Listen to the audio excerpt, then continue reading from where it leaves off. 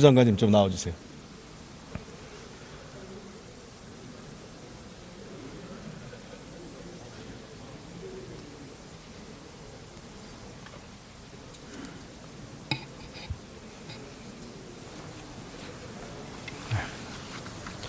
장관님, 법치주의가 뭡니까?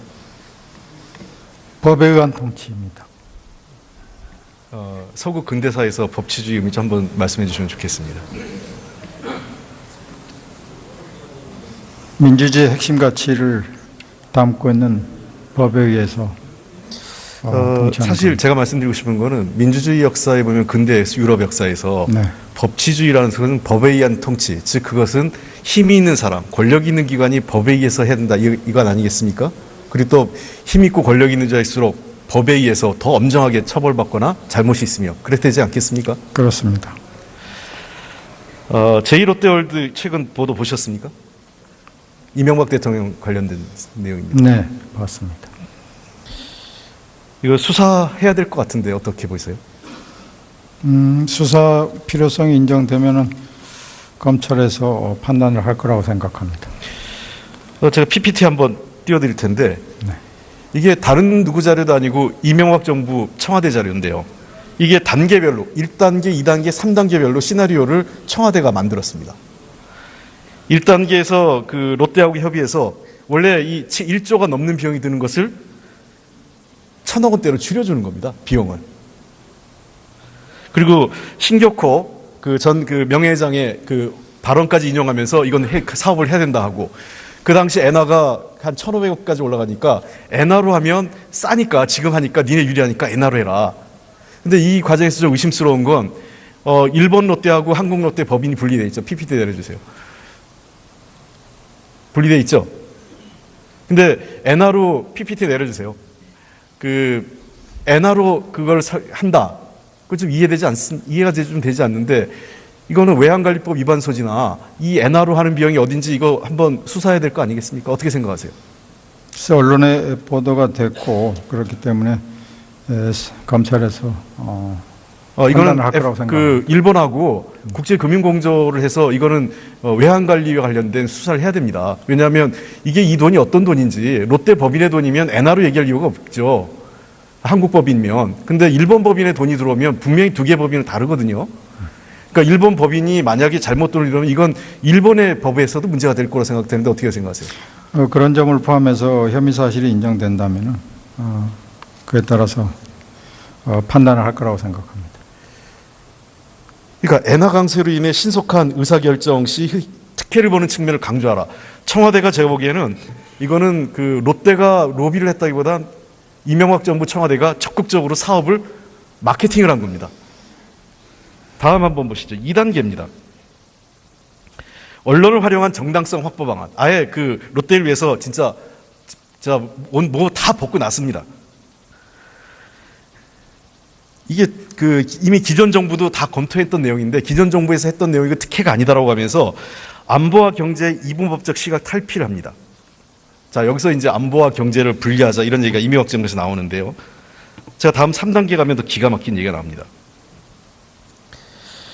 전문가 기구 등 통해 가지고 뭐가 나오냐면 실제로 경제적 편익 문제를 집중적으로 부각시키자 이런 얘기를 합니다.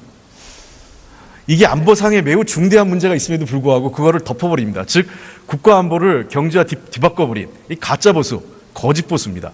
맨날 이분은 안보 얘기하면서 실제로 안보를 자기의 주머니 이권 사업에 거침없이 내걸 수 있는 이게 안보 세력입니까? 어떻게 생각하세요, 본부 장관님? 이 자료의 어떤 진실성부터 시작해서 아니 이거 청와대 국가기록원 자료니까요. 예. 이 자료의 진실성 얘기를 의심하지 마세요. 예. 국가기록원에 이명박 정부 청와대 자료입니다. 만일 이게 사실이라면은 심각한 문제가 있는 건데 어쨌든 간에 그런 모든 부분에 대한 범죄 사실에 해당하는지 여부는 검찰에서 판단할 거라고 봅니다. 이거 적극적으로 수사하셔야 됩니다. 이게 보면 자기들 속셈이 다 드러나요. 2008년 말쯤 되니까 제2의 대운하 사업으로 이끌었다 얘기가 나옵니다. 그때 4대강 사업이라고 해놓고 사실상 내부적으로는 대운하 사업이라고 한 겁니다. 이 문건에 이렇게 나와요. 3단계. 그리고 과거 정부 주연서를 동원해서 별도 협의체 구성해서 야권 입을 막으려고 합니다. 그러니까 이게 보면은 언론 공작, 그다음에 정부 부처를 활용하고 그다음에 야권에까지 공작하는 아주 다양한 형태의 그 일을 벌이고 있어요. 그러니까 결론적으로 얘기하면 사실상 이권을 위해서 롯데가 로비를 한 게 아니라 이권을 위해서 이명박 정부가, 이명박 대통령 스스로가 롯데 측의 사업을 적극적으로 추진한 아주 명백한 범죄 행위라는 겁니다. 어떻게 생각하십니까, 장관님? 이거 내리세요. 네, 아까 말씀드린 대로 이 문제는 여러 가지 이 혐의 사실이 인정이 된다면 검찰에서 판단할 거라고 생각합니다. 그 이명박 대통령이 그 국가에 끼친 손실이 무려 100조 원에 달합니다. 자원외교 40조, 4대강 사업 20조, 그리고 국방 이 소위 비리와 관련돼서 거의 40여 조 추산해서 100조 원 추산합니다. 당군 이래 이렇게 많이 국가에 손실을 끼친 대통령은 없습니다. 야당 의원들이 서초동 앞에 들어놓다 하더라도 반드시 수사하십시오. 예, 들어가십시오. 네. 통일부 장관 잠깐 나오시죠.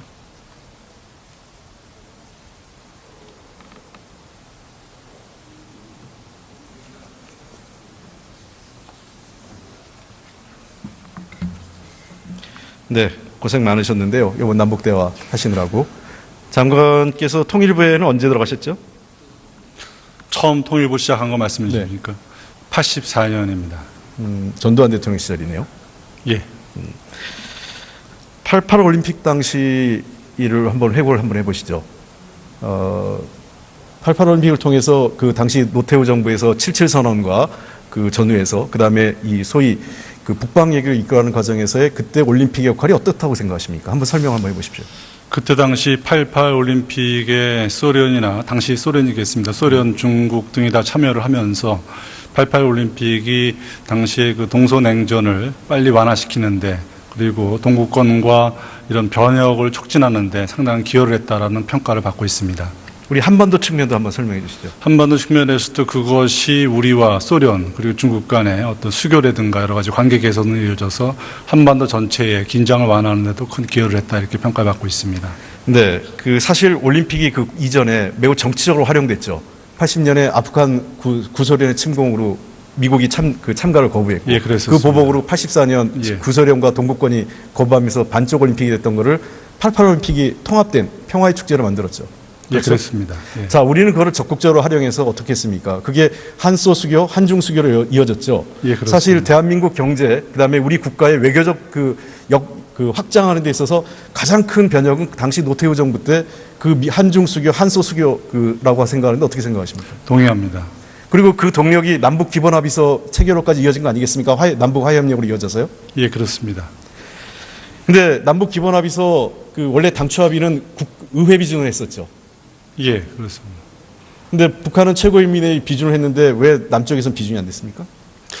당시에 우리가 노태우 정부에서 다음 정부로 넘어가면서 남북 관계가 상당히 어려운 상황에 처하게 됐습니다. 그러면서 당초에는 남북 합의서를 국회 비준으로 이렇게 처리하기로 했습니다만 그것이 처리가 되지 못하고 이렇게 넘어간 바가 있습니다. 장관께서 좀 설명을 좀 피하신 것 같은데 정확하게 얘기하면 당시 정부 여당이 대선을 앞두고 남북 대결을 추구하기 위해서 남북 기본 합의서 그 국회 비준을 자기의 대통령이 노태우 대통령이 요청했음에도 불구하고 비준을 동의하지 않았기 때문에 하는 수 없이 민주평통을 통해서 대통령한테 보고하고 국무회의 의결을 거친 거죠.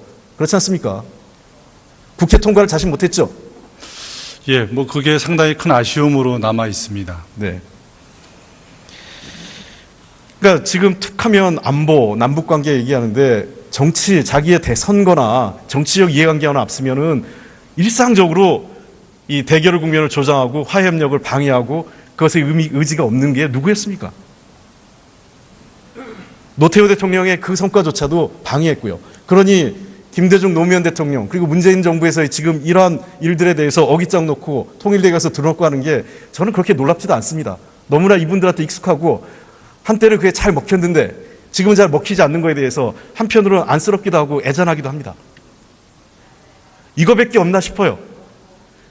한미 통상 문제가 생겨도 한미동맹, FTA 문제가 생겨도 한미동맹, 뭐 정부가 경제 사회 문제를 해도 좌파 친북 정부, 다른 논리가 없어요. 더군다나 장관께서는 저 전두환 대통령 시절에 그 통일입에 했는데 장관 보고 아무리 그 국회에서 면책 특권이 있고 자기들 마음대로 할 수 있다 그러더라도 국무위원도 그 인격이 있고 개인 조명균이라는 분의 인격이 있는데 통일부 대변인이다. 북한 대변인이다. 이런 말들은 그건 말이 안 되는 거 아닙니까? 어떻게 생각하세요? 지금까지 공직생활 하신 거면서.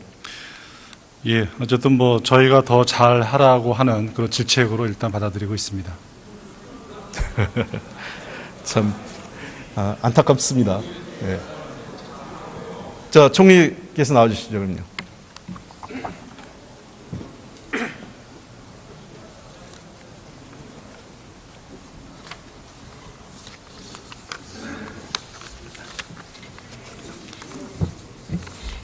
아까 계속 그 생각이 그 인천하고 다르다고 얘기하는데 제가 이걸 한번 보여드릴게요. 이 트위터인데 이게 존경하는 우리 김무성 의원님께서 대표님께서 트위터를 하신 거예요. 뭐라고 하셨냐면 인천 아시안게임 폐식장인 아시아 주경기장에서 황병서 인민군 총정치국장, 최영애 노동당 비서 등 북한 대표단 만났다.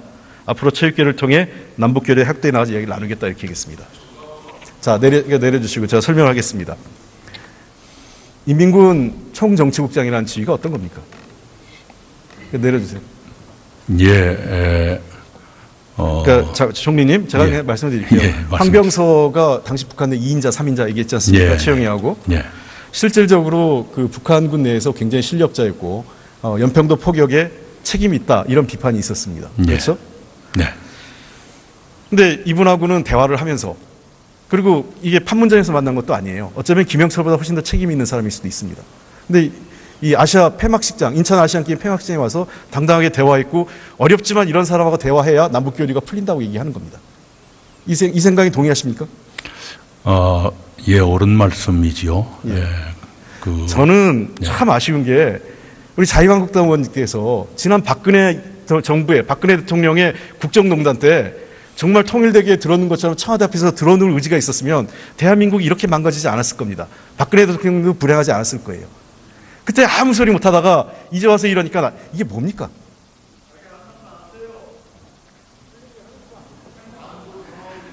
저 여당으로 할 때 좀 잘하시라고 하는 거예요. 좀 부끄러울 줄 생각하셔야지. 네. 네. 참 대한민국의 미래가 어둡습니다. 이래가지고는. 이번에 이 평창올림픽을 계기로 해서 남북관계 개선, 그 다음에 한반도 평화에 대해서 미국 측과 충분하게 협의해서 진행되고 있는 거 맞죠? 네, 늘 협의를 하고 있고요. 네. 그렇게 협의를 하지 않았으면 트럼프 대통령이 남북 대화를 지지한다거나 문재인 대통령을 100% 지지한다든가 하는 말씀을 하실 리가 없었을 거라 생각합니다. 일본 측의 입장은 어떻습니까? 뭐 일본은 제가 조금 아는 편입니다만은 남북이 대화 국면으로 간다든가 또는 북미 대화가 시동된다든가 하는 경우에 일본이 역할이 약해지는 것을 별로 좋아하지 않을 거라 이렇게 생각합니다. 하여간 이번에 그 가장 어깃장 놓은 게 국제사회에서는 일본이었고 그다음에 우리나라에서는 자유한국당인 것 같습니다. 둘이 참 비슷해요. 아까 자꾸 우리가 북한 대변한다는데 저기는 아베 총리 대변인하고 그 하위 조직 같다 느낌이 듭니다. 네, 전통적으로 일본이 북한에 대해서는 미국보다 더 강경한 경우가 많았습니다. 네. 아베 총리야 자기 국위에 따라서 그렇게 한다고 하는데 저는 도저히 그 자유한국당의 저런 행태 이해할 수 없습니다. 아베 총리 노름에 같이 따라하는 것을. 네, 총리 들어가십시오. 네.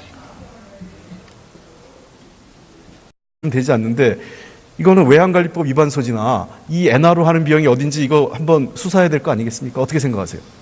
글쎄 언론에 보도가 됐고 그렇기 때문에 검찰에서 이거는 판단을 할 거라고 그 일본하고 국제금융공조를 해서 이거는 외환관리와 관련된 수사를 해야 됩니다. 왜냐하면 이게 이 돈이 어떤 돈인지 롯데 법인의 돈이면 엔화로 얘기할 이유가 없죠.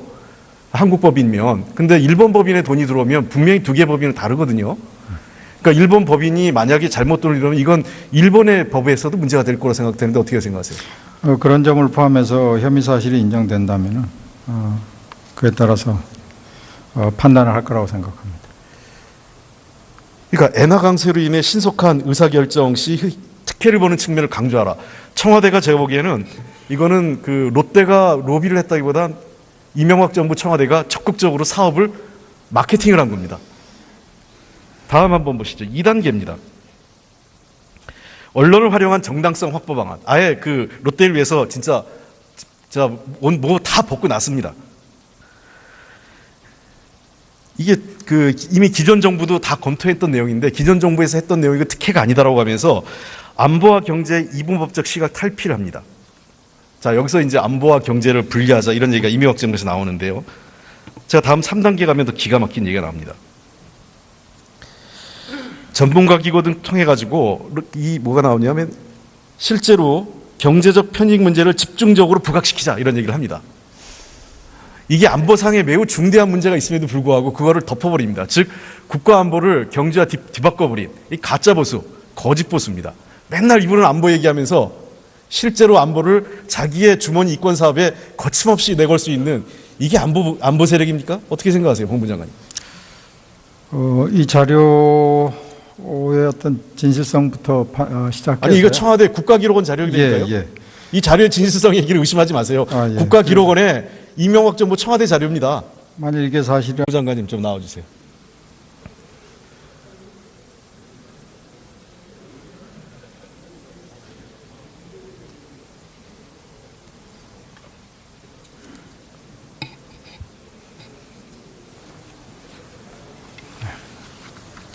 장관님, 법치주의가 뭡니까?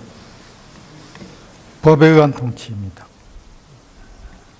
서구 근대사에서 법치주의 의미 좀 한번 말씀해 주시면 좋겠습니다. 민주주의의 핵심 가치를 담고 있는 법에 의해서 통치하는 사실 겁니다. 제가 말씀드리고 싶은 거는 민주주의 역사에 보면 근대 유럽 역사에서 네. 법치주의라는 것은 법에 의한 통치, 즉 그것은 힘이 있는 사람, 권력 있는 기관이 법에 의해서 해야 된다 이건 아니겠습니까? 그리고 또 힘 있고 권력 있는 자일수록 법에 의해서 더 엄정하게 처벌받거나 잘못이 있으며 그랬되지 않겠습니까? 그렇습니다. 제2롯데월드 최근 보도 보셨습니까? 이명박 대통령 관련된 내용입니다. 네, 봤습니다. 그러면은 심각한 문제가 있는 건데 어쨌든 간에 그런 모든 부분에 대한 범죄 사실에 해당하는지 여부는 검찰에서 판단할 거라고 봅니다. 이거 적극적으로 수사하셔야 됩니다. 이게 보면 자기들 속셈이 다 드러나요. 2008년 말쯤 되니까 제2의 대운하 사업으로 이끌었다 얘기가 나옵니다. 그때 4대강 사업이라고 해놓고 사실상 내부적으로는 대운하 사업이라고 한 겁니다. 이 문건에 이렇게 나와요. 3단계. 그리고 과거 정부 주연서를 동원해서 별도 협의체 구성해서 야권 입을 막으려고 합니다. 그러니까 이게 보면은 언론 공작, 그다음에 정부 부처를 활용하고 그다음에 야권에까지 공작하는 아주 다양한 형태의 그 일을 벌이고 있어요. 그러니까 결론적으로 얘기하면 사실상 이권을 위해서 롯데가 로비를 한 게 아니라 이권을 위해서 이명박 정부가 이명박 대통령 스스로가 롯데 측의 사업을 적극적으로 추진한 아주 명백한 범죄 행위라는 겁니다. 어떻게 생각하십니까, 장관님? 이거 내리세요.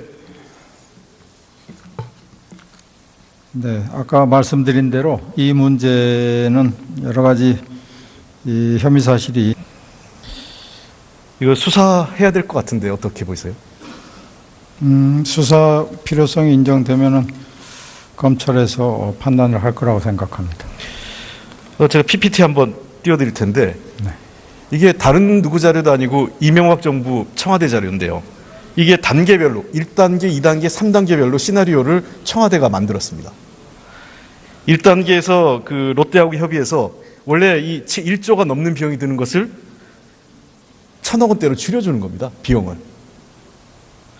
그리고 신격호 전 명예회장의 그 발언까지 인용하면서 이건 사업을 해야 된다 하고 그 당시 엔화가 한 1,500억까지 올라가니까 엔화로 하면 싸니까 지금 하니까 니네 유리하니까 엔화로 해라. 근데 이 과정에서 좀 의심스러운 건 일본 롯데하고 한국 롯데 법인이 분리돼 있죠. PPT 내려주세요. 분리돼 있죠. 근데 엔화로 PPT 내려주세요. 엔화로 그걸 한다. 그거 좀 이해가 되지